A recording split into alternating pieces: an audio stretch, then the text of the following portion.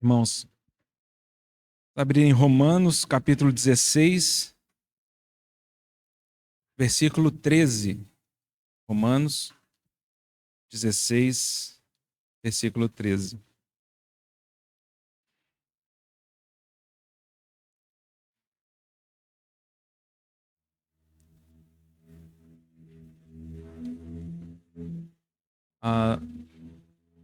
Uma boa definição de cultura, né? Talvez a gente estuda, né? Faz faculdade, vai para o trabalho, e a gente escuta muitas vezes que no nosso ambiente de trabalho, por exemplo, existe o que eles chamam de cultura organizacional ou cultura corporativa, porque cada empresa tem sua cultura, cada casa tem sua cultura, e de uma forma geral, nós vivemos num país que tem uma cultura que é diferente da cultura de outros países. Você vai no Oriente Médio, a cultura das famílias, a cultura do Estado é muito diferente da cultura norte-americana ou a cultura nossa brasileira. E talvez nós já também escutamos essa expressão, né? Nós vivemos num ambiente de guerra cultural. Estamos numa guerra cultural constante. O que significa isso, guerra cultural? Então, alguns vão propor que cultura nada mais é simples assim. É um padrão de procedimentos que são encorajados, desencorajados, tolerados ou intolerados por um determinado grupo social. Então, tem costumes e hábitos que nas assembleias do Senhor mesmo, elas são desencorajadas num grupo, encorajadas no outro, e isso vai definindo a cultura, a forma como nós nos comportamos, a forma como nós enxergamos a vida. E é significativo perceber, muitos irmãos comentam disso, quando nós olhamos em Daniel 7:25, aquela expressão, né, daquele iníquo, aquele chifre que se levantará, e uma das coisas que ele vai fazer é mudar tempos e leis. E com isso, ele levantará uma afronta ao Deus Altíssimo, e ele, na minha versão, está magoará os santos do Altíssimo. Em outras expressões, está destruirá os santos do Altíssimo. Também é conhecido por nós, né, a gente olhando ali no grego, ali no hebraico, no original do Strong's, por exemplo, ele sugere que essa palavra é desgastar, esgotar. É de uma forma constante, ele vai minando. E esse é um dos grandes poderes que as leis têm. Não só a lei do Estado, mas aquilo que nós, como povo de Deus, entendemos que são leis de Deus. Nós aceitamos essas coisas, nós toleramos essas coisas, nós encorajamos essas coisas, sem necessariamente entendermos se é a lei de Deus. Então a cultura, ela é um negócio perigoso para nós. Porque, pensem num novo convertido, ele converte, logo ele é inserido num ambiente cristão, e ele começa a buscar referências ali de santidade, de piedade, de estilo de vida. Se aquelas pessoas que estão ali sendo referência para ele não o levarem à essência do evangelho, a uma realidade cristã, então o trabalho para ele vai ser muito mais penoso. Ele vai precisar reconfigurar, ele vai precisar do Espírito Santo, de uma diligência extra, porque aquela cultura é uma cultura perniciosa, é uma cultura libertina, é uma cultura que nos afasta do processo e do coração de Deus. Quando eu menciono Daniel 7:25 e falamos do espírito da nossa era, uma das coisas que Satanás tem feito é mudar as leis, e com isso ele muda o tempo. Ele muda como entendemos a vida. Ele muda a forma como nós temos que dedicar nosso tempo para sustentarmos nossa família e como nós nos relacionamos mutuamente. Não se engane, irmãos. Lá em Tessalonicenses, 2 Tessalonicenses capítulo 2, Paulo já disse, há 1900 anos atrás, que o mistério da iniquidade já estava operando. Ele não disse que iria operar. Ele diz, o mistério da iniquidade já opera. E esse processo de iniquidade que está sobre esse planeta, que tem a preocupação de mudar o tempo, mudar as leis, começa a impactar e definir nossas conclusões de missão de vida. Paulo diz que esse mistério vai operar, ele já está operando, e ele está aguardando aquele que o detém sair para que o iníquo se revele. João também vai dizer isso na sua primeira carta. O espírito do anticristo já opera e muitos anticristos já saíram, inclusive do nosso meio.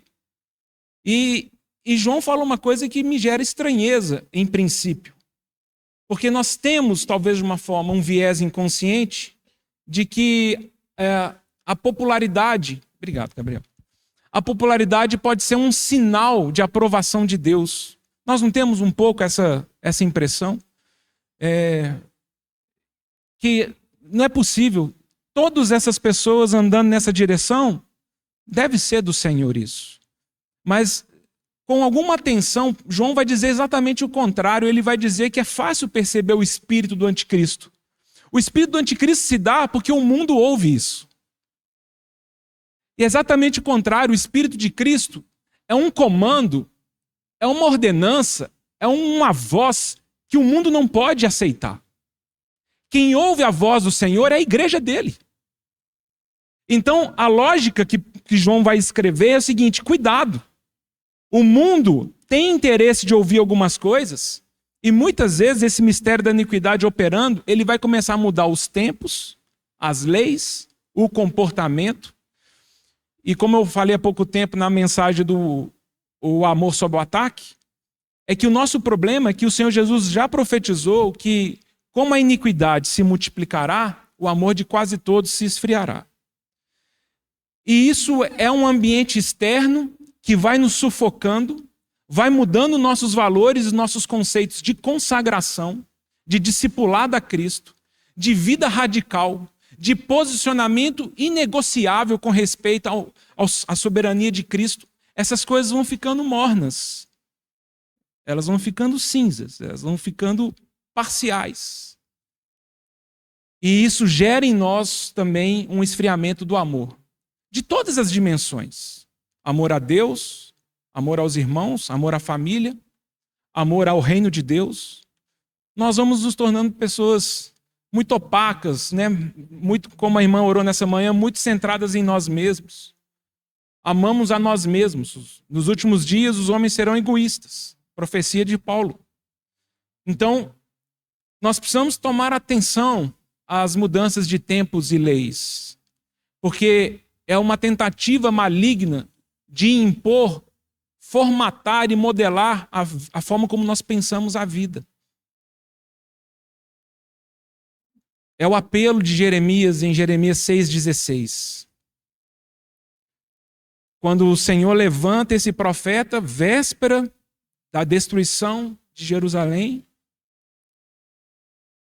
quando o Senhor, nesse último movimento profético, ele fala para o seu povo se arrepender, e ele fala: ponde-vos à beira do caminho, vede, perguntai a respeito das veredas antigas, perguntai qual é o bom caminho, para que vocês possam achar descanso para as vossas almas. Mas eles respondem: não perguntaremos.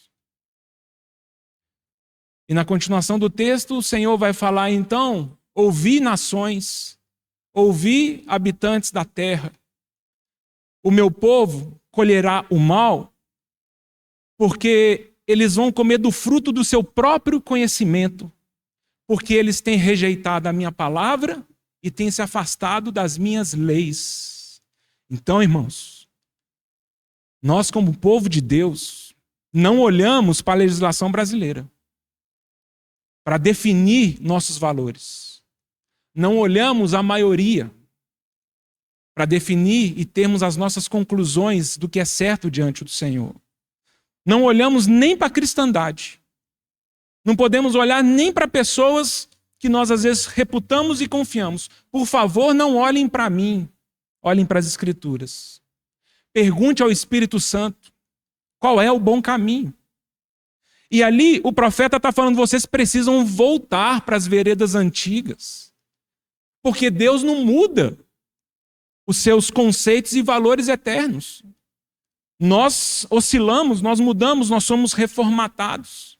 E quando o profeta fala: pergunte sobre o bom caminho. Isso me remete, e eu me lembro das palavras do nosso Senhor Jesus no final do Sermão do Monte. Porque apertado é o caminho que conduz à vida. E são poucos os que encontram esse caminho.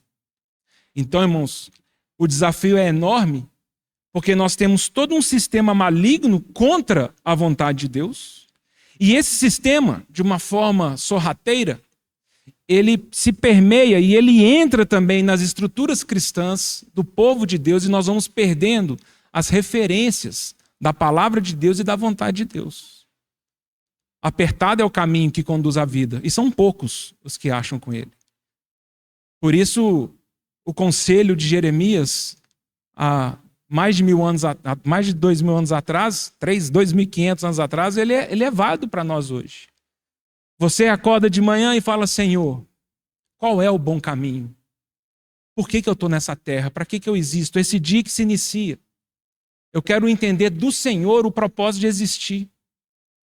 Mas os tempos e a lei começam a nos desgastar e a nos afastar do propósito de Deus.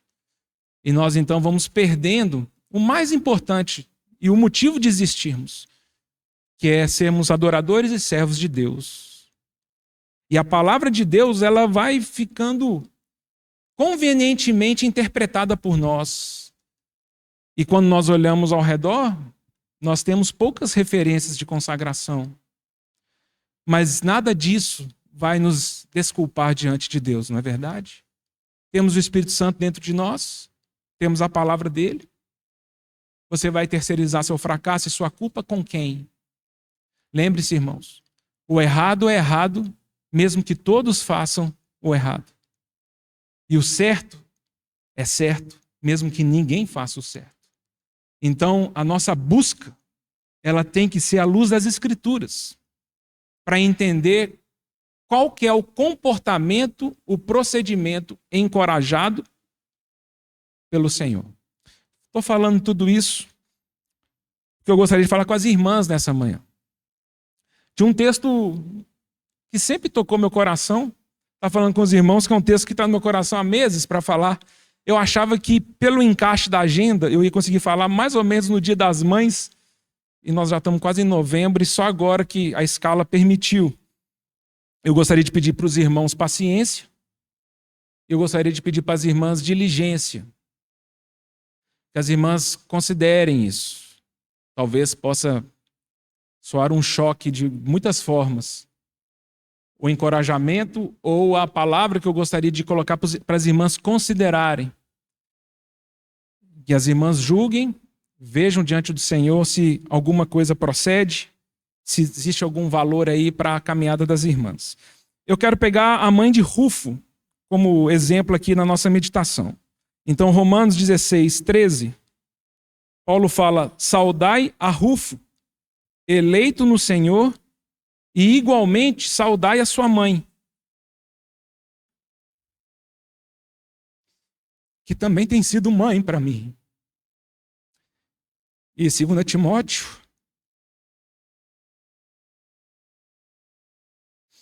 perdão, 1 Timóteo 2,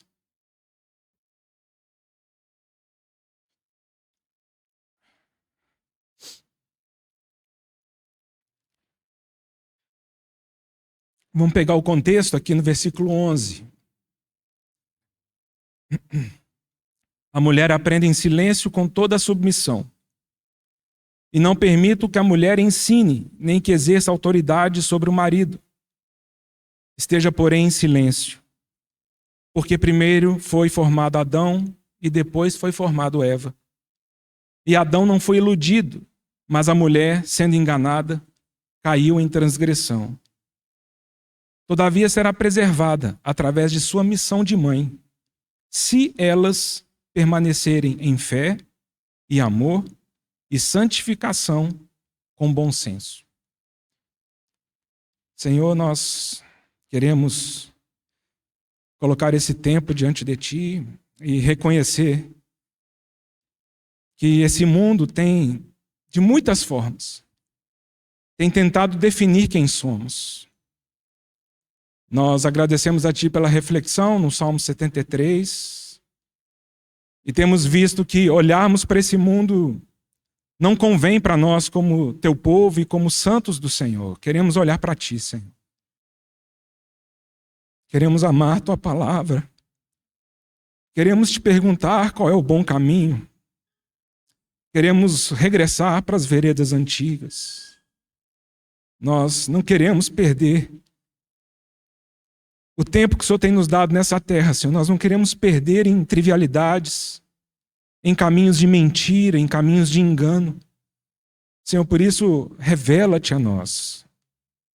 Abre os nossos olhos, alarga a nossa visão, esquenta a nossa comunhão.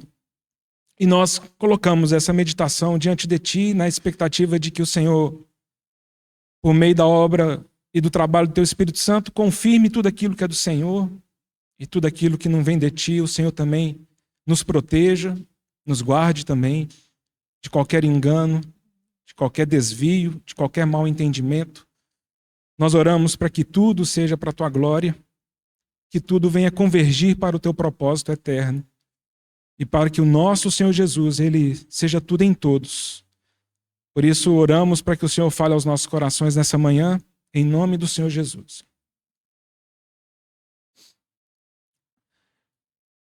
Falei que a palavra é para as irmãs, o Renato já está até saindo, né? Irmãs, eu queria propor para as irmãs algumas coisas que para mim foram mudanças de paradigma. E eu gostaria de colocar isso para as irmãs, para ver se isso encoraja as irmãs e para ver também se as irmãs ganham do Senhor clareza, força, poder espiritual. Então, paradigma, né? Uma vez eu tinha falado isso, né? O Osés acabou a reunião, eu falei paradigma. Acabou a reunião, o Osés falou, por que é paradigma, né? Então, paradigmas são nossos modelos, né, mentais, aquilo que nós definimos e são os nossos valores. O que é interessante que o pessoal diz é que paradigma, quando você constrói um paradigma, para esse paradigma deixar de existir é porque um outro paradigma substitui ele. Não tem jeito de tirar um modelo e deixar vazio. Você tem um modelo de enxergar a vida e o Senhor pode trazer uma revelação, um novo entendimento e um outro modelo surge e um outro modelo se apresenta e esse modelo então começa a definir sua vida. E eu queria falar em específico para as irmãs, talvez de alguns mitos que nós temos, falando sobre a mulher. Né, nós temos todo esse problema do feminismo e todo esse trabalho maligno de mudar tempos e leis. E essas coisas vão entrando também nos púlpitos das igrejas e pessoas, irmãos que nós admiramos, pessoas sérias, elas também começam a trazer caminhos e, na verdade, hoje nós temos tantos caminhos e isso é um trabalho pós-moderno e esse é um trabalho satânico. Porque vários caminhos geram uma confusão para nós e nós precisamos de verdade voltar para as Escrituras. E quando nós falamos da mulher, primeiro ponto que eu acho que é importante colocar, ele me ajudou a entender isso, até trouxe o livro para as irmãs, essa é uma ajuda que eu tive lendo o livro desse psiquiatra cristão chamado Paul Tournier, um irmão do século passado que faleceu em 1986. Ele escreve esse livro falando a missão da mulher. E é um livro muito sensível. Eu achei que ele falou algumas coisas que me ajudaram a mudar meus paradigmas. Principalmente num ponto que eu tinha muita dificuldade de entender no passado. É provável que nós já escutamos em casamentos ou chás de panela, né, naquele momento que um casal está querendo, né, casar e formar uma família, alguém fala assim, não é bom que o homem esteja só. Então o que vocês estão fazendo é muito bom, porque Deus lá no jardim já falou, não é bom que o homem esteja só. E as pessoas perguntam isso, né? Depois, já perguntaram isso no passado, falaram, mas não parece ser contraditório? Se não é bom que o homem esteja só, nós poderíamos então inferir que a ordenança bíblica é que o homem deva casar-se. O homem precisa casar, porque não é bom que o homem esteja só. Só que a gente lendo, principalmente o Novo Testamento, a gente não tem essa base, né? Paulo fala exatamente o contrário. Paulo fala, se eu pudesse dar um conselho para vocês, não se casem. Consagrem-se ao Senhor. Tenham uma vida para o Senhor. Né? Parece que Paulo não tinha essa clareza que não é bom que o homem esteja só. E uma outra dúvida que sempre eu tive era assim, se não é bom que o homem esteja só, e se isso é uma ordenação divina para a história de um homem, o Senhor Jesus, como modelo de homem perfeito, ele deveria ter se casado. Ele deveria ser o modelo nosso. Ele deveria cumprir uma ordenança divina para servir de modelo para os homens. Mas o Senhor Jesus, ele não se casou. Então, para eu tentar encaixar essas peças, lendo esse livro aqui, há mais de 10 anos atrás, eu comprei esse livro, A Missão da Mulher. Dei para minha esposa, né? Falei, Kes, não sei, estou igual o Silvio Santos, eu não vi, não sei, mas a missão da mulher, lê aí, vê se é bom, vê se presta, e é a missão da mulher, e eu não sou mulher. E a Késia, na época, ela tinha dado um retorno que tinha gostado muito do livro, e ela comentou esses pontos, aí eu fui dar uma lida nele.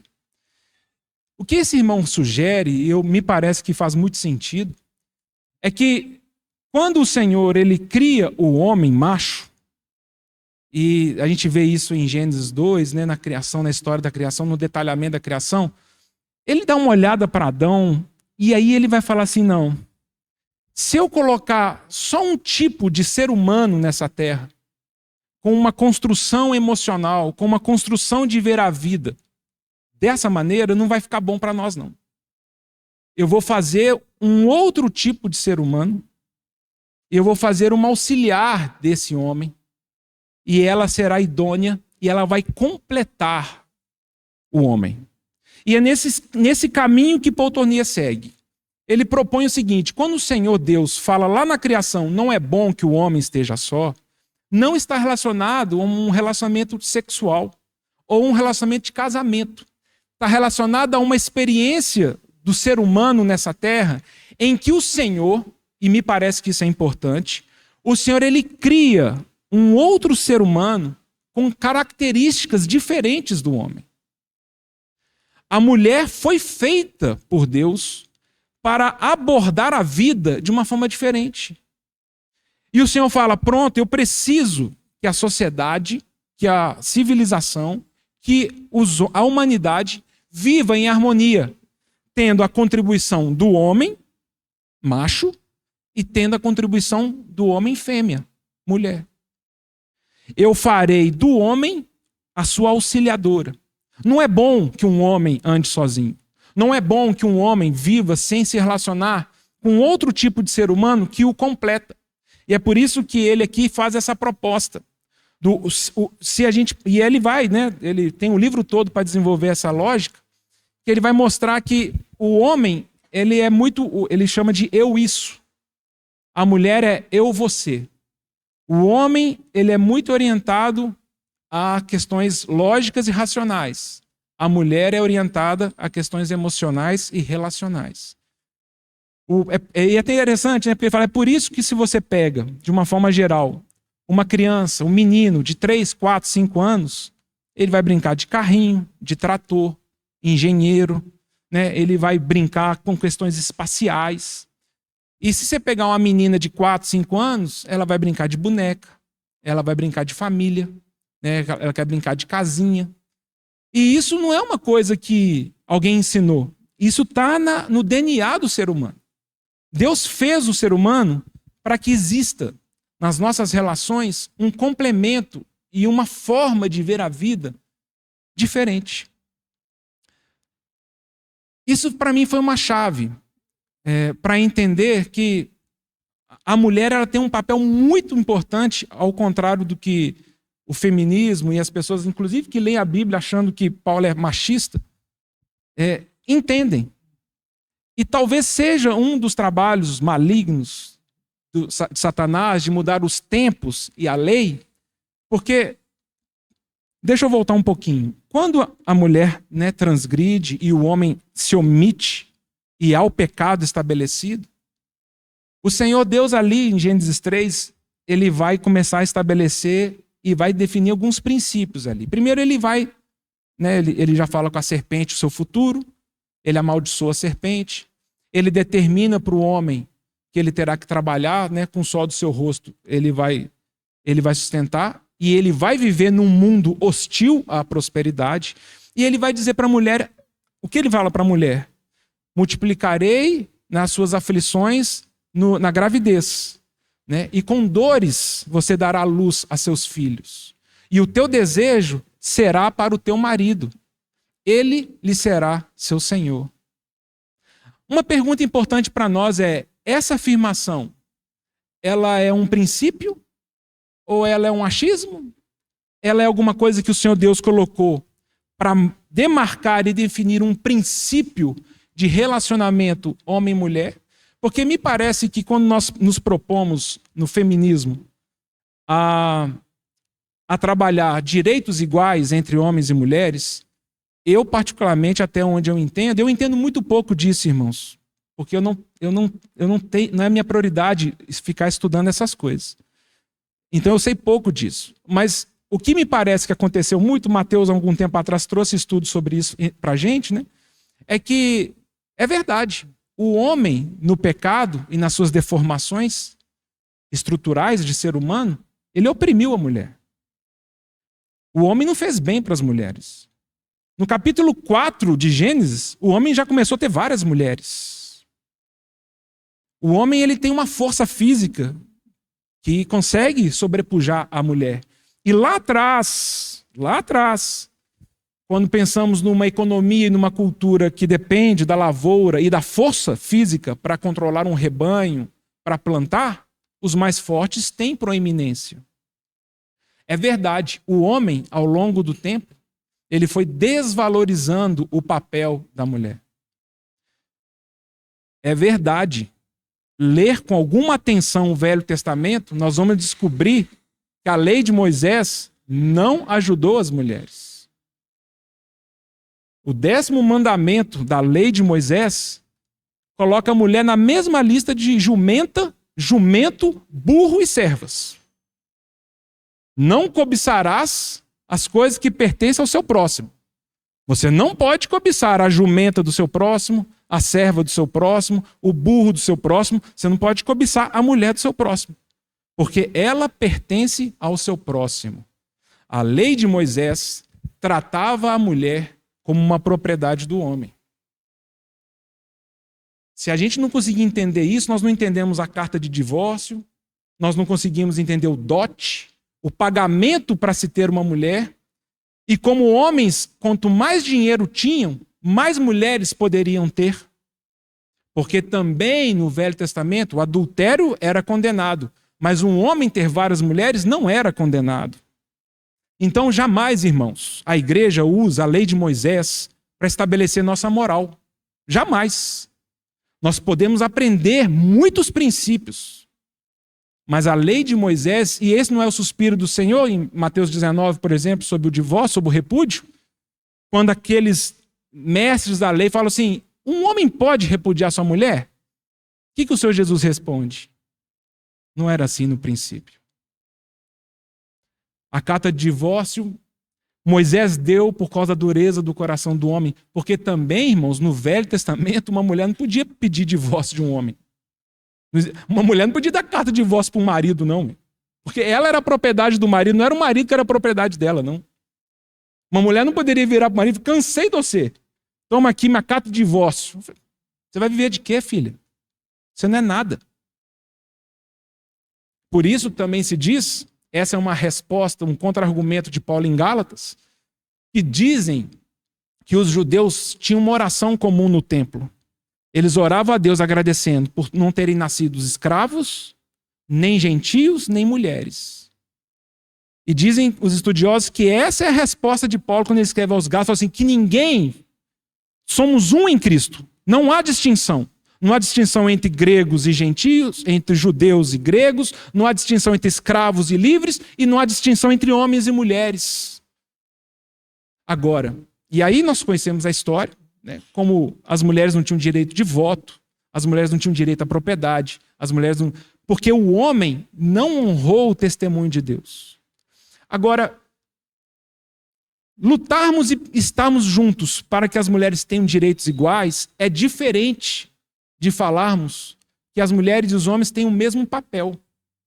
São duas coisas completamente diferentes. Falar que a mulher pode agir e viver e ser como um homem, aí eu acho que nós começamos a misturar e confundir tudo. As mulheres têm um papel, os homens têm um papel. As mulheres, o Senhor criou a mulher com uma formação, com uma forma sensível de ver a vida que um homem geralmente não tem. Então, é claro, quando a gente fala isso, nós estamos falando mais de marcos determinantes, né? Não estou sendo absoluto aqui em nada. Existem homens muito mais sensíveis que mulheres, né? Existem mulheres muito mais machonas que homens. Mas, de uma forma geral, na nossa estrutura, e aí me parece que isso foi acontecendo com a nossa mudança, e a sociedade foi mudando, é que nós fomos perdendo as referências do papel da mulher e, ao mesmo tempo que o papel da mulher se perde, o papel do homem se confunde. E agora nós estamos num mato sem cachorro aqui. No mercado de trabalho, as empresas estão descobrindo que, inclusive, as mulheres, justamente por terem mais habilidades emocionais e relacionais, elas são melhores que os homens em muitas coisas e em muitos papéis. E o que acontece quando a mulher rouba o emprego do homem? É que o homem não tem trabalho e o homem que foi chamado por Deus para ser o provedor da casa, ele recua nessa missão. Então o inimigo, ele começa a balançar as estruturas de uma família, de um casamento, e as coisas vão se perdendo nas suas referências. Pedro vai dizer claramente, a mulher é uma estrutura mais frágil. Nós lemos aqui Paulo falando, a mulher foi enganada por Satanás. Então, o inimigo ele vai buscar nas fragilidades da constituição emocional, ele vai buscar seus caminhos de transgressão e de engano. E como parte mais frágil, é papel do marido proteger a sua esposa e não a expô-la ao mercado. Quando nós temos esse desafio de encaixar as coisas, aí o Paul Tournier tem uma expressão que eu gosto muito, é que ele vai dizer que a nossa... E se ele escreveu isso há 80 anos atrás, a gente tenta imaginar como são nos dias de hoje. É que nesse movimento de falar mulheres e homens, não há distinção. Eu fui ver um comentário de um cara que defende isso, ele foi puxar a história do desenvolvimento do ser humano, a evolução. Porque o macaco não tem essa consciência de gênero. Não sei se os irmãos já ouviram essa expressão do gênero fluido. Gênero não é importante. O importante é que você é um ser humano e você decide o que você quer ser. Se você quer ser homem, se você quer ser mulher, se você... E nós estamos num mercado, e nós estamos inseridos num mundo que se prega diversidade e inclusão. Então, qualquer pessoa que é contrária a isso, ela é tida como intolerante. E o desafio das irmãs é buscar referência e entender para o Senhor quais são as veredas antigas e qual é o bom caminho. Porque nós começamos a ter mulheres muito bem-sucedidas, mulheres prósperas financeiramente, mulheres que não precisam de um homem para conquistar suas coisas. E isso não só acontece, como muitas vezes nos nossos ambientes isso é encorajado. Então nós começamos a passar muito aperto. As mulheres, as irmãs começam a perder referência. Qual que é a missão? Por que nós estamos aqui? E Paul Tournier então vai falar da coisificação da nossa sociedade. O homem não tem dificuldade nenhuma de coisificar as coisas. O homem macho, ele é muito prático nas coisas dele e ele tem muita habilidade de transformar tudo em coisas. É por isso que, de uma forma geral, um homem ele pode trair sua esposa e continuar desejando estar na família e, de muitas formas, ele tem carinho e ama a sua esposa. Porque o homem não tem dificuldade de ver a sua amante como um pedaço de carne. E aquilo é uma coisa para ele. E ele tem sua satisfação naquele momento e volta para casa e realmente, entre aspas, ele ama a sua esposa. Era difícil pensar isso com a mulher. A mulher já não tem, ela tem dificuldade de coisificar as coisas. Ela traz tudo para o pessoal. Ela traz tudo para uma realidade de relação e de troca. O homem, ele pega a pessoa e coisifica ela. A mulher pega as coisas e personaliza elas. Mas qual é um dos movimentos satânicos que tem mudado nossos tempos e leis é que, ao convidar as mulheres a serem iguais aos homens, as mulheres também começaram a coisificar a vida delas. E se nós vivemos numa sociedade coisificada, então a libertinagem sexual ela fica uma coisa super livre, né? Uma mulher vai, sei lá, vai para a noite, vai para uma boate, encontra um homem que já está super coisificado, ela fala, não, eu também estou super coisificada. Eu também só quero uma noite com você. Você também, para mim, é um objeto. E aí vocês conseguem perceber que as relações humanas, elas estão baixando o seu padrão de relacionamentos humanos, sociais, de ternura, de caridade, porque nós vivemos numa sociedade que se coisifica. Homens e mulheres que veem tudo de uma forma muito pragmática, objetiva, racional, lógica, e como muitos já têm criticado, né, nós passamos a amar coisas e usar pessoas. O Senhor, ele cria a mulher para trazer um ponto de equilíbrio para o homem. É na mulher que o Senhor fala, eu preciso que você, com ternura, exerça a sua missão de mãe. E é nesse ponto que eu gostaria de terminar esse raciocínio. O primeiro ponto que eu ia dizer para os irmãos é isso. Me parece que o Senhor fala, não é bom que o homem esteja só. Eu preciso criar um outro tipo de ser humano que vai completar a história da humanidade. E o inimigo fala, não, eu não vou permitir isso. Eu quero que a mulher se torne igual a um homem. Eu quero que ela pense a vida igual a um homem. Eu quero que a agenda dela seja igual a um homem. Eu quero que ela se dê para as coisas e o trabalho do homem viva igual a um homem. E isso, a gente sem perceber, isso ofende e isso agride a natureza que Deus colocou em nós para executarmos nosso papel. O segundo ponto que me parece que é um mito também, e esse é o texto que nós lemos aqui de 1 Timóteo 2, 11 a 15, que também era um texto que eu tinha muita dificuldade de ler. Então a gente lê esse texto aqui e fala assim, não, Paulo vai dizer, fala, não, a mulher é verdade, a mulher caiu em transgressão, a mulher foi enganada pelo diabo, mas, contudo, será preservada a sua missão de mãe, se ela permanecer em fé, amor, santificação com bom senso. Eu tinha dificuldade de ler isso. E é interessante, Gerson, porque quando você leu hoje Salmo 128:3, é um salmo que estava no meu coração a semana toda. Mas eu tenho tanta coisa para falar em 40 minutos que era uma coisa que eu não entraria. Mas penso eu que ao Senhor colocar esse versículo no coração do Gerson, e o Gerson, sem saber de nada, falou ele hoje, nessa manhã, e não foi outro, foi esse versículo.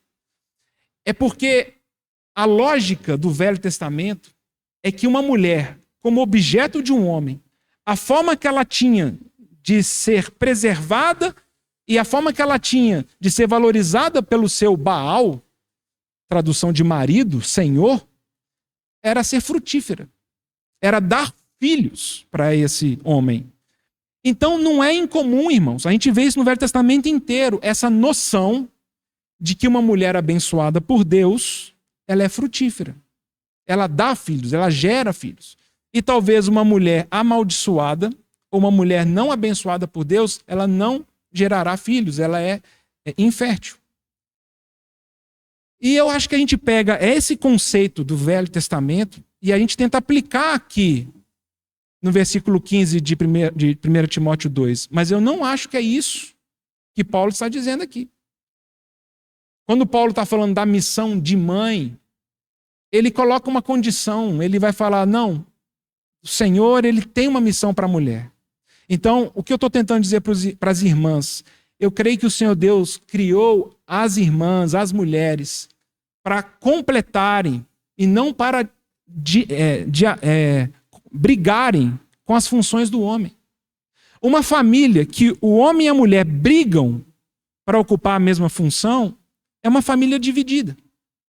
É uma família com discórdia. É uma família com competição. Um ambiente, qualquer ambiente nosso, se a gente não tiver clareza que temos funções diferentes, ele não haverá de ser um ambiente saudável. Porque estamos competindo para ocupar espaços que Deus falou, não, eu fiz você de um jeito, eu te chamei para uma missão. E essa missão eu não posso passar para o homem, essa missão é sua, mulher. E aqui, em Timóteo, é como se Paulo falasse assim, Paulo volta lá para Gênesis 3, ele fala, olha, a mulher não pode governar seu homem, o seu marido, porque é uma agressão ao princípio lá de trás, quando Deus criou o homem e a mulher. Primeiro foi formada Adão, depois foi formada Eva. E isso não pode ser negociado, isso é um fato. É por isso que eu estava falando que eu estava vendo uma discussão dos feministas, porque os feministas acham ridículo, né, a tradição judaico-cristã, que se baseia em Adão e Eva. Então, não acredito que vocês pensam que existiu um primeiro homem e uma primeira mulher. Isso foi uma mitologia. Isso foi criado por homens para oprimir as mulheres. Quando a gente usa esse texto de Gênesis 3, o teu desejo será para o teu marido e ele te governará, isso é um movimento do machismo patriarcal judaico que foi para a Europa e agora nós brasileiros somos eurocentristas e a Europa define os nossos padrões. Isso é um absurdo. Você, mulher, pode ser quem você quiser, você é livre, você não tem que se subjugar a nada, o seu gênero, o seu estilo de vida é você que define. Então, nós cristãos precisamos voltar aqui para o início de tudo e entender se isso é uma figura, uma mitologia ou se é um princípio espiritual. Você, irmã, precisa ter essa coragem. Paulo fala, a mulher foi criada para o homem. Não foi o homem criado para a mulher. Primeiro foi criado Adão e o Senhor depois criou Eva. Então, nós não somos macho e fêmea que Deus criou igual, na mesma hora, só com aparelhos reprodutores diferentes para fazer uma distinção. E Deus fala assim, tira para o ímpar para ver quem manda, tira para o ímpar para saber, vê isso. Não foi isso. O Senhor criou o homem, criou a mulher, e ele estabeleceu funções distintas. E ele estabeleceu também uma hierarquia de autoridade. Com isso, não significa que um é maior do que o outro. Isso significa que há uma ordem estabelecida pelo Criador. É isso que Pedro fala para os maridos lá em 1 Pedro 3. Fala, vocês são herdeiros da mesma graça de vida. O futuro do homem e da mulher na eternidade é o mesmo. Só que o Senhor precisa, no tempo presente, estabelecer ordens e padrões e regras. Nós não somos iguais, tendo só aparelhos reprodutores diferentes. Não é só a natureza anatômica nossa que nos ensina que somos diferentes. O Senhor estabeleceu sentimentos e uma forma de ver a vida diferentes. E quando a mulher vai perdendo a sua ternura, e quando a mulher vai perdendo sua capacidade de ser mulher, no sentido de ver a vida da forma como Deus idealiza, então nós começamos a ter 2 homens na casa, duas pessoas coisificadas dentro da casa, ou senão o homem começa a assumir um papel de ultrassensibilidade e aí nós começamos a ter as coisas muito misturadas. O que eu penso que Paulo está dizendo aqui? Paulo está dizendo, irmãs, Adão foi criado primeiro. Respeita o governo da sua casa. Você foi chamada para servir o seu marido. E olha, eu vou falar para vocês, Eva foi enganada pela serpente. Eva foi enganada pela serpente. Mas eu tenho uma boa notícia para vocês, mulheres. Deus não desistiu da missão que Ele deu para vocês. A missão de serem mães. Mas eu vou dizer uma coisa. Essa missão de ser mãe não é física. Ela não ela não está relacionada às coisas naturais dessa vida. Quando eu estou, Paulo falando, tá? Estou chutando, tá?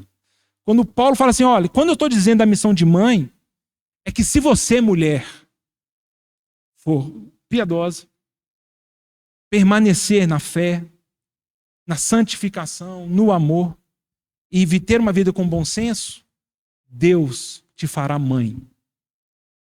Deus te fará mãe. E esse é um ponto difícil, e esse é um ponto que eu gostaria que as irmãs pensassem muito. Não está relacionado com a nossa história biológica natural nessa terra. Não está. De maneira que tem mulheres que podem ter 30 filhos e não são mães. E podem ter mulheres que não geraram nenhum filho biológico e são mães. E esse é o chamado do resgate da missão da mulher, que eu entendo que Paulo está trabalhando aqui em 1 Timóteo.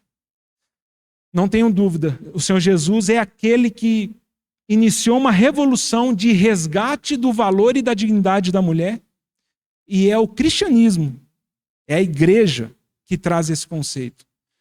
É o cristianismo que traz a monogamia. Por isso, quando Paulo fala, por exemplo, não podem ter diáconos ou presbíteros, eles têm que ser maridos de uma só esposa, é justamente porque o cristianismo começou a revisar as coisas, e o cristianismo começou, peraí, pessoal, vamos ver como era desde o início, vamos ver como era na criação. Um homem e uma mulher deixarão pai e mãe, se unirão, serão uma só família, uma só casa. E o Senhor traz esse resgate. É tão lindo, tem irmãos que fazem esse estudo, né? Como o Senhor Jesus é aquele que começa a resgatar a posição e o lugar da mulher na igreja. Se os irmãos lerem aqui Romanos 16, depois os irmãos anotem quantas vezes Paulo, nesse capítulo, saúda mulheres. Várias mulheres aqui que ele saúda. E quando em especial, quando o evangelista João, ele vai abordar seu livro, me parece muito, muito gentil, muito bonito a posição das mulheres na história do Senhor Jesus e da forma como João escreve.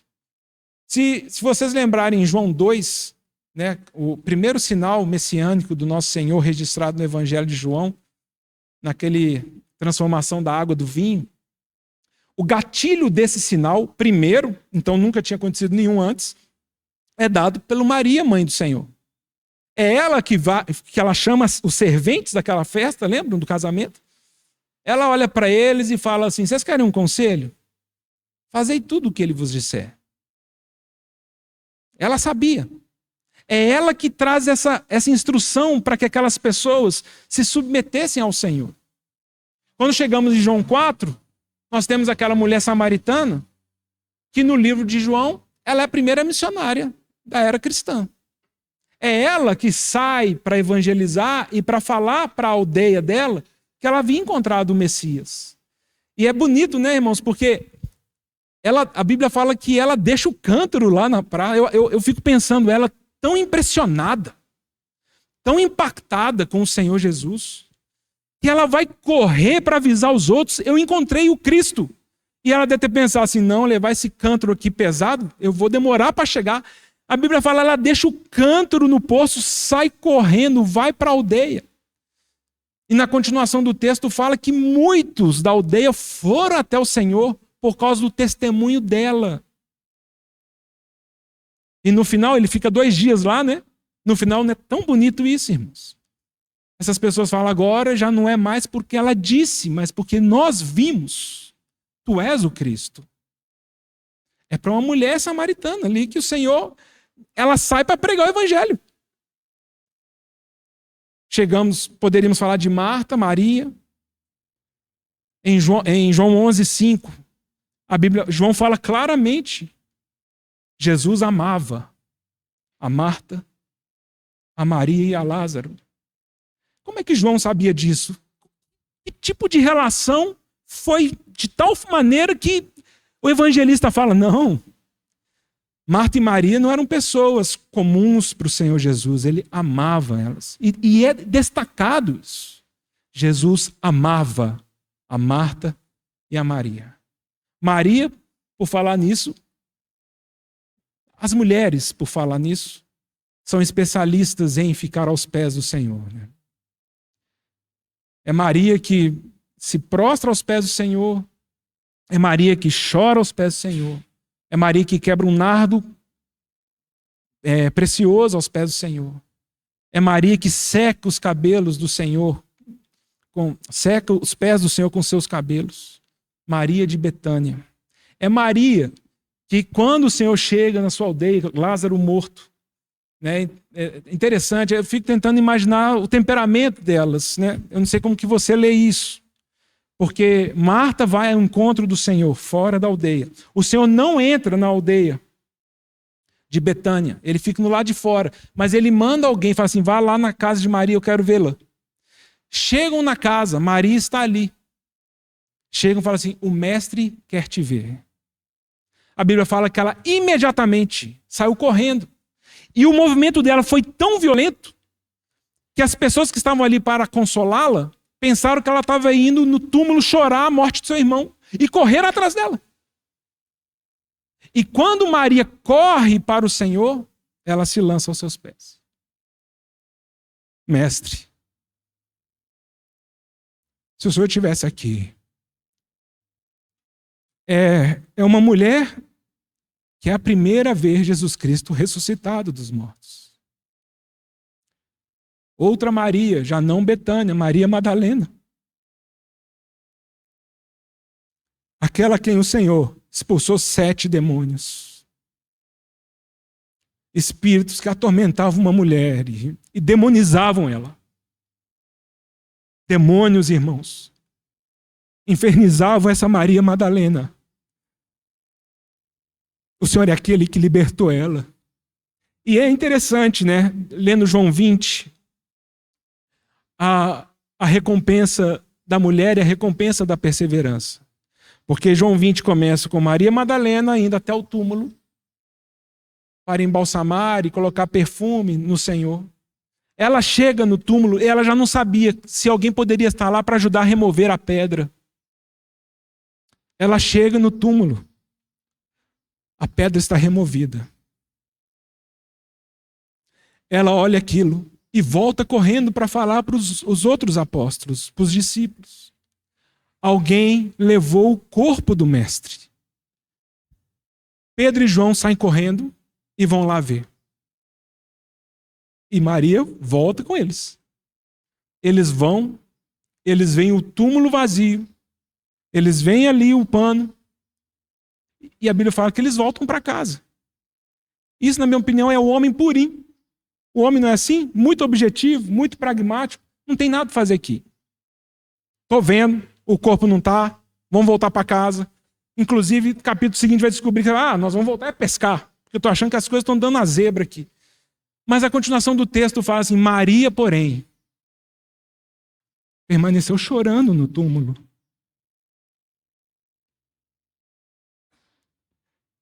E aparecem 2 anjos, perguntam para ela por que ela chora. E ela fala, alguém levou o corpo do meu mestre, se você puder me ajudar. E a Bíblia fala que Jesus apareceu atrás dela. O próprio Senhor. E fala para ela, por que choras? A quem procuras? E ela, não reconhecendo, ela pensando que era um jardineiro. Ela fala assim, Senhor, eu só queria te pedir um favor. Me fala onde levaram o corpo dele. O Senhor fala só uma palavra para ela. Os irmãos lembram qual é? Maria. Eu sei o seu nome, eu sei quem você é. Eu te chamo pelo nome. A minha relação não é no atacado. A minha relação não é um grupo de ovelhas que não tem rosto. E é só pelo nome. O Senhor só fala isso. Maria. E ela então reconhece o Senhor. E ela fala, mestre. E aí nós também temos um hiato histórico. Eu imagino assim. Porque no versículo seguinte, na minha versão está assim, recomendando Jesus para que ela não o impedisse. Então, me parece que ela fez o que as mulheres são muito boas para fazerem. Ela correu para os pés do Senhor. Ela abraçou o Senhor. Meu mestre está vivo. Meu mestre está aqui. E aí o Senhor fala, não me impeça de subir, não fui para o meu pai ainda. Ô Maria, me larga, porque eu vou para o pai. Eu quero que você vá aos meus outros irmãos e fale que eu ressuscitei. O Senhor escolheu uma mulher para ser a primeira testemunha da sua ressurreição. Irmãs, não aceitem nenhum tipo de insinuação de que o Senhor Deus tem pensamentos inferiores as mulheres. Que as mulheres são uma subclasse de humanos. Que o Senhor ele tem pensamentos que privilegiam o homem e deixam a mulher numa situação marginalizada. Jamais pense isso. Entenda que o Senhor ele tem uma missão para as mulheres. Ele tem uma função específica para as mulheres. Ele deseja que as mulheres, então, se ofereçam a Ele, se consagrem a Ele, para assumir um papel que homem algum pode fazer. O papel de ser mãe. E aí, me parece que Paulo está usando essa figura aqui. Né? Ele faz essa transposição. E não é mãe biológica. Porque também na natureza, só mulheres podem gerar filhos. É impossível um homem gerar filhos. Mas Paulo está falando da mesma forma que biologicamente uma mulher pode gerar filhos, Deus ele preservou a missão para que a mulher seja mãe. Mas eu quero falar para vocês, se vocês não se santificarem, se vocês não permanecerem no amor, se vocês não permanecerem na fé, com bom senso, vocês não vão completar essa missão. Permanecer, essa palavra que o Celso usou tanto, né, nas últimas mensagens, essa palavra que Paulo usa aqui é a mesma, que aparece muitas vezes em João 15, 4-7. Quem permanece em mim, eu permanecerei nele. Quer dar fruto? Permaneça em mim. Aquele que permanece em mim dará muito fruto. Permanecer, habitar, viver. Paulo está falando, se você, mulher, viver na fé, no amor, se santificando, você completará a sua missão nessa terra, que é a missão de ser mãe. Essa expressão com bom senso, o Strong's, ele tem uma palavra forte ali. Ele fala que é uma pessoa que tem uma sanidade mental. Uma pessoa com uma mente saudável. Uma mulher que enxerga a vida de uma forma saudável. Os seus pensamentos não a tragam para uma depressão, para uma opressão. Oprimida de várias coisas, por vários motivos. Pelo corpo que tem, pelo dinheiro que tem, pelo carro que tem, pelas coisas dessa vida. Porque a coisificação começou a influenciar nossas irmãs. As irmãs começam a ver estética, começam a ver padrões de beleza que o mundo impõe. Decotes, roupas para se insinuar. Essa opressão no corpo da mulher. E pior é quando elas percebem que seus maridos, com olhos cheios de adultério, também se interessam por esse tipo de padrão. E elas se sentem, então, na obrigação de se imporem esse tipo de vida. E elas começam a correr atrás dessas coisas. E elas começam a entender que elas precisam também sustentar suas casas. Meu tempo acabou, né? Mas eu queria ler com os irmãos duas passagens, dois textos, que me parecem que nem de cristãos são. Mas eu queria encorajar as irmãs a pensarem nisso. Eu não acho que ninguém deveria ter o direito de falar se uma irmã deve trabalhar ou não. Não cabe nem ao irmão que compartilha, nem... É uma decisão da família isso. O que eu acho que é importante, sim, para um marido e para uma mulher, é perceber os perigos que, às vezes, um estilo de vida e um trabalho podem fazer ao sufocar a sua missão de mãe. A sua missão de estar disponível a Deus e a assumir um papel no reino e no propósito de Deus de uma mulher saudável mentalmente, que tem fé, amor e santificação. Né? As mulheres, elas acabam passando por situações muito perigosas, né? No mercado de trabalho, com assédio moral, assédio sexual. Elas precisam competir de uma forma muito violenta com muitas pessoas que não têm e não temem ao Senhor.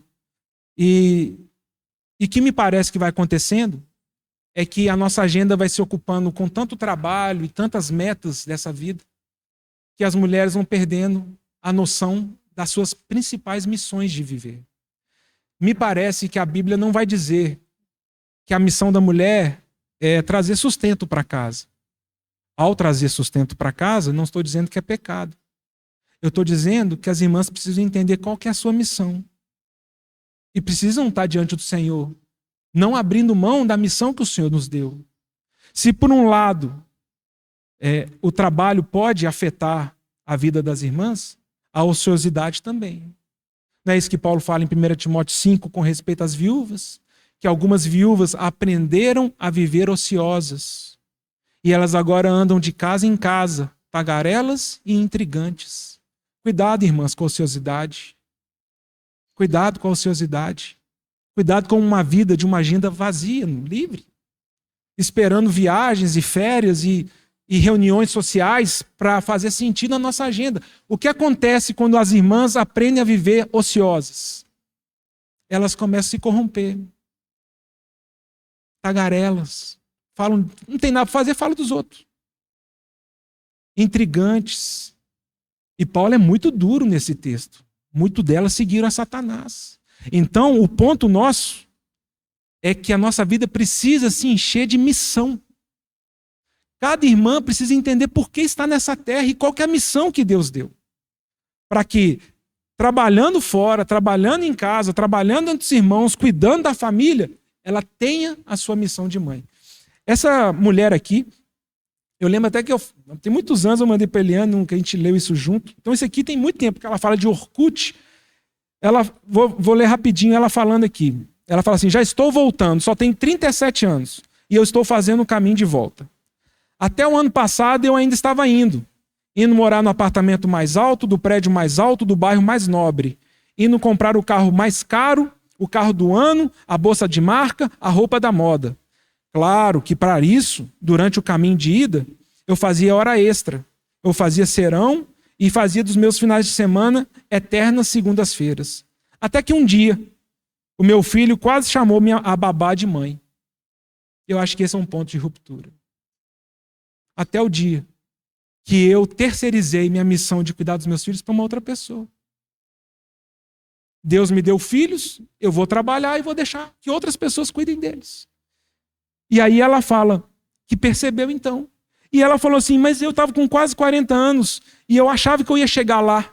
Mas chegar onde mesmo?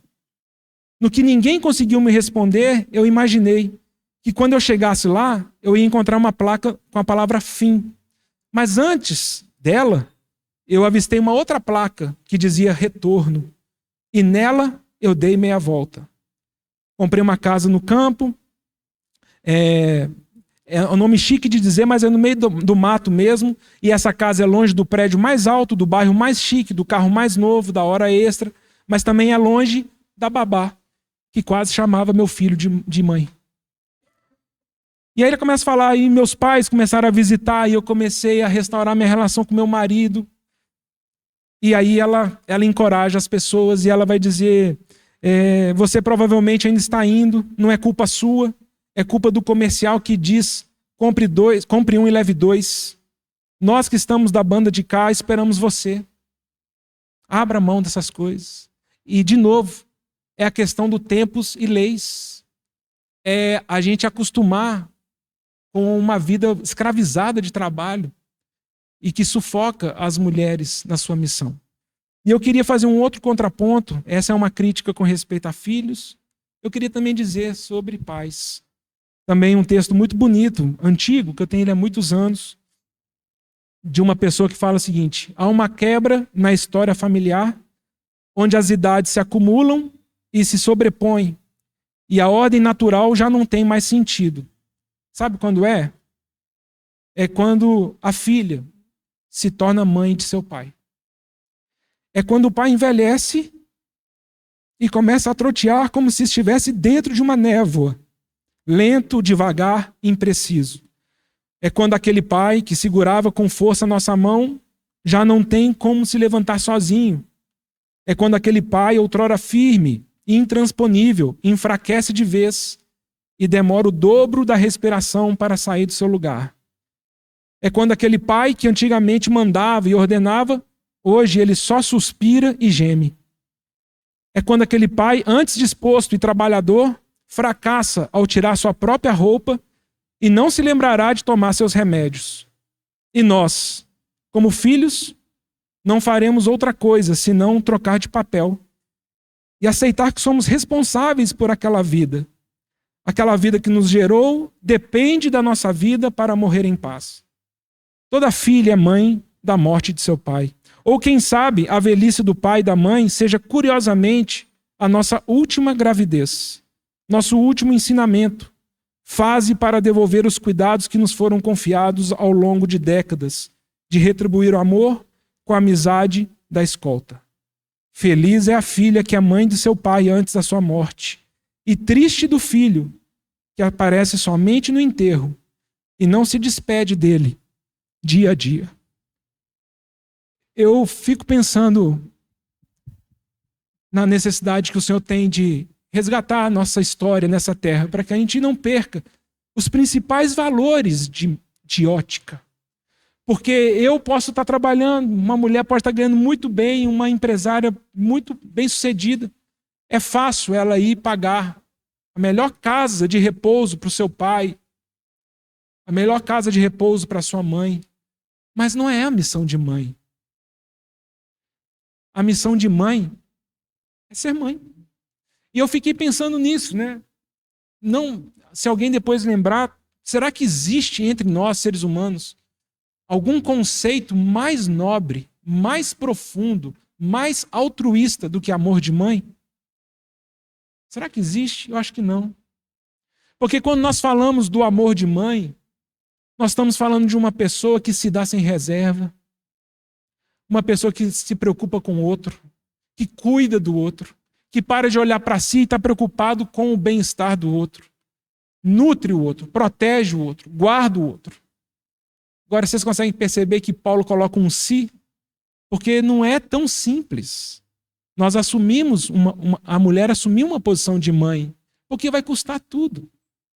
E é por isso que Paulo está falando, se você, amada mulher, caminhar nesse caminho de fé, amor e santificação, Deus não tirará de você a missão de ser mãe. Uma pessoa que protege, uma pessoa que ama, que cuida. E é claro que isso transcende nossa família biológica. E isso vem para a família da fé. É isso que é a leitura que eu faço, por exemplo, de Mateus 12, quando eles perguntam para o Senhor Jesus, sua mãe e seus irmãos querem te ver, ele fala, quem são minhas mães e meus irmãos? Eu vou te falar quem é minha mãe e quem são meus irmãos. São aqueles que fazem a vontade do meu Pai. Perceba como o Senhor Jesus já começou a desconstruir a noção de que nossas relações humanas, elas são eternas, porque elas não são. Agora, a nossa relação de igreja é eterna. E quando o Senhor começa a falar dessa figura e desse conceito de mãe, ele começa a apontar para questões espirituais. E é nesse contexto que eu acho que Paulo está dizendo. Escute, irmã, Tito 2, versículo 3 a 5. Conselho de Paulo para Tito, quando ele fala assim, fala para as mulheres mais velhas. O que fala para as mulheres mais velhas? Que sejam sérias no seu proceder, não caluniosas. Que elas não sejam escravizadas a muito vinho.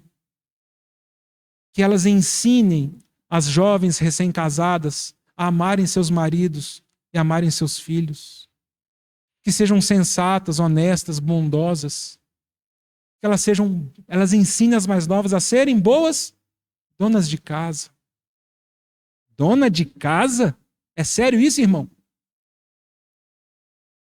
Em pleno 2023, você me fez ficar meia hora te ouvindo para falar que a mulher tem que ser boa dona de casa? É assim que eu leio a Bíblia. É assim que eu entendo a instrução bíblica.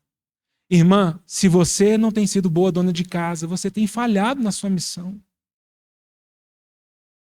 O Senhor tem te confiado.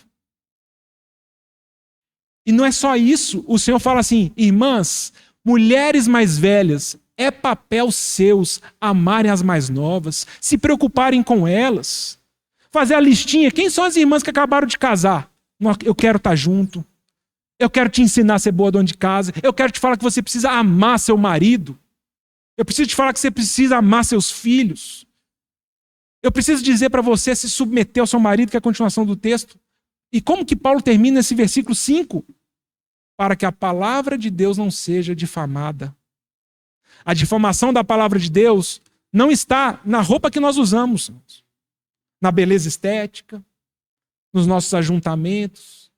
A palavra do Senhor é difamada quando o povo do Senhor começa a desrespeitar suas leis e aquilo que ele estabeleceu como modelo de vida, um padrão de vida para as mulheres e também para os homens. Quem sabe mais para frente a gente fala dos homens. Eu queria, dentro de todo o meu desajeito, né, irmãs, encorajar vocês a perguntarem para o Senhor: Senhor, qual é o bom caminho? Talvez o meu coração já está tão endurecido, com tantas decepções, amarguras, trabalho, dinheiro, pagar conta, boleto, tanta coisa tem me afastado. E eu tenho perdido a missão de ser mãe. Os irmãos lembram dessa promessa do Senhor em Marcos 10, quando Pedro fala: ô Senhor, por causa de ti abrimos mão de tudo. O que o Senhor responde? Ô Pedro, eu vou te dizer uma coisa. Em verdade te digo que todo aquele que abriu mão de irmãos, irmãs, casas, mães, pais por causa de mim, ainda no presente, não é lá na frente não, no presente, receberá o cêntuplo de irmãos, irmãs, casas, mães e pais. E no porvir a vida eterna. O que o Senhor está falando? É que o Senhor idealizou que a nossa experiência de igreja é uma experiência orgânica em que nós temos mães, mulheres piedosas, mulheres amadurecidas, mulheres crescidas no Senhor, que têm um amor de mãe para com os outros. Amor de mãe, não é um amor performático, não é um amor técnico, não é amor de mãe. E na igreja, então, todos nós somos abençoados por esse tipo de mulher que se consagra nessa medida. Que ao permanecer no Senhor, o Senhor a enche de um amor e de um cuidado e de um amparo para com os outros, que nós podemos falar igual Paulo falou da mãe de Rufus. Que bênção, né, irmãos? Nós não sabemos nem o nome dela. Paulo nem fala o nome dela aqui. Mas Paulo fala, sabe a mãe de Rufus? Ela também tem sido uma mãe para mim. E essa é a minha oração, irmãos. É que o Senhor desperte irmãs aqui entre nós que amem ao Senhor, que se consagrem ao Senhor. E o Senhor enche o coração dessas irmãs de tanto amor, de tanta fé, de tanta santidade, que elas executem a sua missão de serem mães, pelo e em nome do Senhor. Quando foi, irmãos? Aí eu termino. Quando foi que Maria ouviu do Senhor Jesus sobre João e falou, quando o Senhor Jesus fala para Maria, mulher, eis aí teu filho. Quando foi isso? Em que local que foi? João 19, aos pés da cruz. E essa é a notícia. Vocês, irmãs, acham que o Senhor não deseja indicar para vocês vidas, irmãs, que precisam de conselho, de abraço, de amparo, de tempo. Mas nós estamos tão distraídos, olhando tantas coisas. Sabe por quê? Porque eu só escuto a família de Deus e a indicação do Senhor se eu estiver aos pés da cruz. Se eu estiver em qualquer outro local que não seja esse local de renúncia, eu vou pensar exatamente o contrário. Como que vocês podem me servir? Cadê vocês para me ajudarem? Mas é aos pés da cruz que Maria, mãe biológica do Senhor, ouviu dele. Falou, Maria, está vendo João? Eis aí teu filho. Cuida dele. Ama ele. E esse é um dos dizeres da cruz do Calvário. Por quê? Porque a cruz do Calvário fez provisão de família para nós. O Senhor Jesus deseja que vivamos em família. E aí, aplicando o Novo Testamento, no Salmo 128, versículo 3, eu diria isso. Que bênção será para cada irmã se chegar na eternidade e o Senhor falar, bem-aventurada você é, te fiz uma videira frutífera. Filhos e filhas te dei. Você cuidou, você abençoou, você assumiu um papel de mãe. Então, da forma como eu entendo, tá? Não tem nada relacionado a mulheres que não têm filhos nessa terra serem submulheres, subhumanos, pessoas amaldiçoadas. Não consigo entender isso. Não consigo entender que uma mulher que, por diversos motivos, não conseguiu gerar filhos é uma mulher que não cumpriu a missão. Essa pessoa não tem missão, Deus falou, não, você não vai ter. Agora, pensem bem. Eu pesquisei antes de vir. A OMS disse que tem 73 milhões de abortos induzidos no mundo por ano. Eu vou repetir. 73 milhões de abortos induzidos, ou seja, a mulher quis matar essa criança. Fiz a conta. São mais de 2 crianças mortas por segundo. 2 crianças mortas por segundo. Essas mulheres não entenderam a missão de mãe. E é óbvio,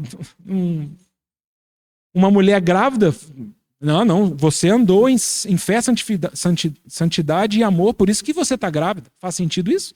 Esses 73 milhões de mulheres que mataram seus filhos porque não querem ser mães. Então, a maternidade biológica, ela é uma figura, amadas irmãs, que aponta para algo muito mais profundo e precioso para Deus, que é a maternidade espiritual.